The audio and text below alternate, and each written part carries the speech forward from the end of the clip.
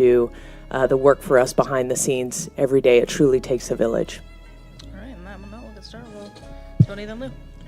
Amber, with the status of labor talks with so many free agents, with an expansion draft, do you have any idea what this offseason might even... There is a specific moment in the timeline of every professional sport where the entire ecosystem shifts on its axis.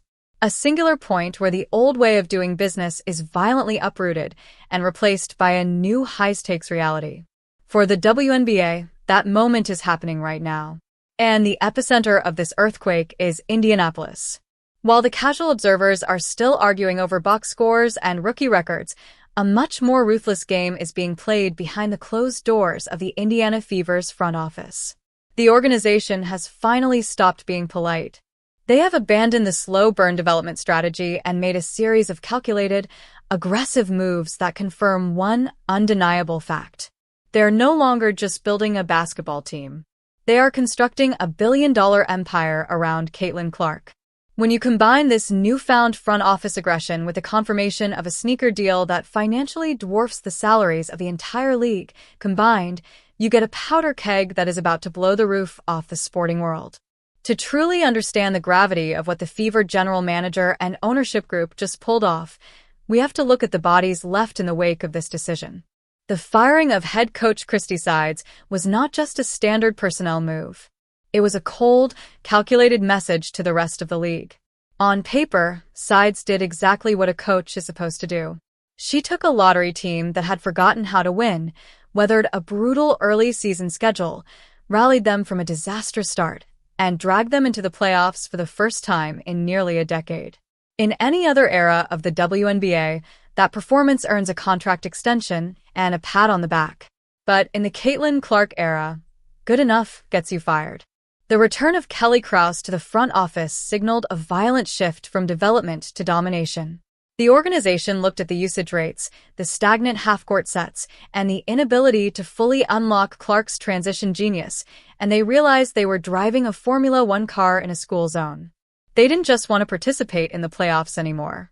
They decided they needed to dictate the entire league. This ruthless pursuit of perfection brings us to the confirmation that changed everything.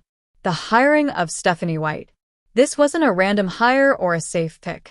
White is WNBA royalty, an Indiana native, and a coach with a proven championship pedigree.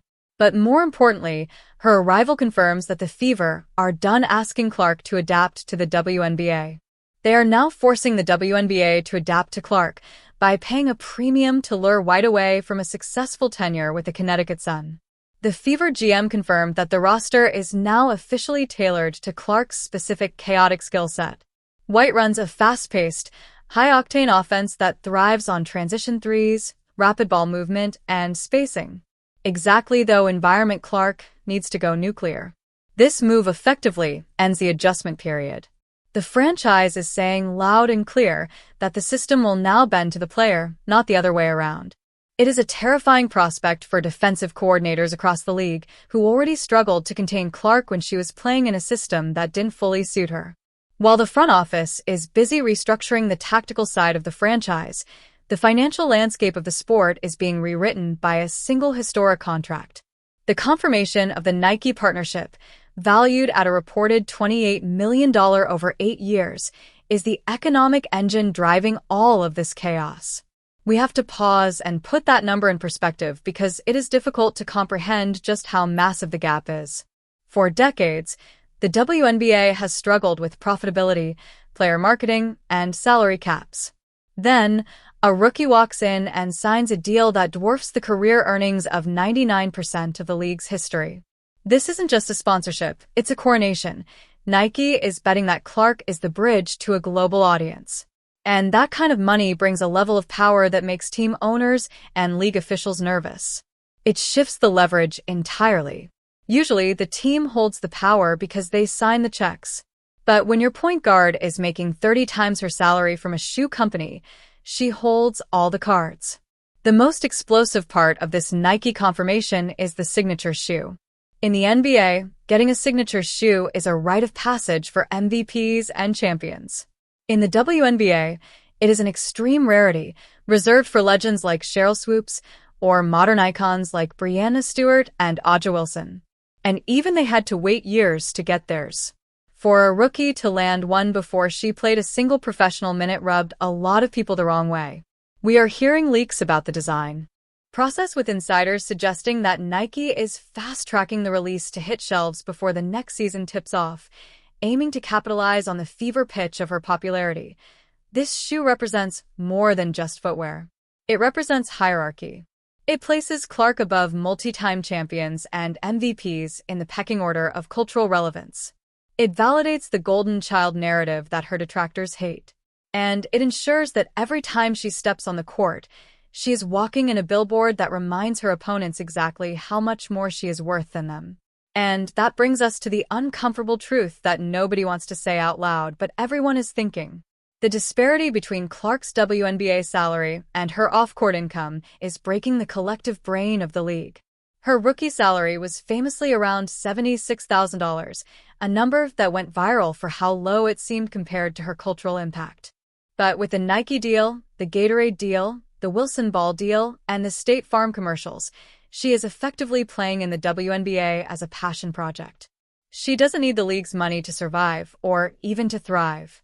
This gives her a level of leverage that no player has ever had in the history of women's basketball. If the Fever doesn't build a contender, she has the financial freedom to demand trades, force exits, or even sit out, in a way that players living paycheck to paycheck simply can't afford to do. This financial independence is currently causing a massive headache for the Fever front office regarding the unrivaled league. This new 3v3 league, founded by Breanna Stewart and Nafisa Collier, is set to launch in Miami during the offseason, and they are desperate for Clark to join. The rumors floating around are insane. We are talking about a Lionel Messi-style offer that could include equity in the league and a salary north of $1 million for just a few weeks of work. This puts the Fever GM in a nightmare scenario. Do you tell your franchise player she can't earn $1 million because you're afraid she might twist an ankle? Or do you let her play and risk your entire season? The unrivaled league is designed to be high-speed and offensive-focused, which is perfect for Clark. But the injury risk is the elephant in the room. The unrivaled situation is the first real test of the relationship between Clark and the new front office regime. If the GM blocks the move to protect the asset, it could breed resentment and friction. If they allow it and she gets hurt, the GM gets fired before the season even starts. It's a lose-lose situation for management, but a massive win for Clark's bank account. The silence from Clark's camp on this has been strategic and deafening. By keeping the league waiting, she keeps her name in the headlines all winter long. It's a masterclass in leverage, but it also adds to the physical fatigue. Can her body handle a full college season, where she played almost every minute, a full WNBA rookie season, where she was the focal point of every defense, and then a high-intensity 3v3 league without a break? That is the multi-million-dollar gamble that has Indiana holding its breath. We can't talk about these deals and roster moves without addressing the elephant in the room, the jealousy and the resentment. It's human nature, and to deny it is to be naive.